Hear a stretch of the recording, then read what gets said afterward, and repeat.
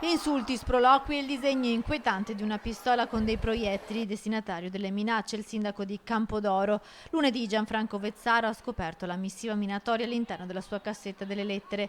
Poco lontano abita anche il presidente del consiglio comunale, anche a lui 2 giorni dopo è stata recapitata una lettera di minacce. Abbiamo trovato queste buste, erano delle buste usate, quindi aperte, con una lettera all'interno che riportava una serie di minacce. Diciamo che la lettera più pesante è stata ricevuta dal Presidente del Consiglio, dove era raffigurata una pistola con 3 proiettili, appunto, con scritto "questi sono per te".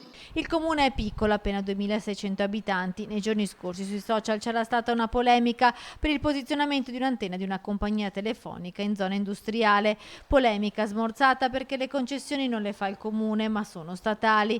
Poco dopo però sono arrivate le minacce. I carabinieri di Mestrino hanno acquisito le immagini delle telecamere vicino alle case del sindaco e del presidente del consiglio comunale e hanno potenziato la sorveglianza.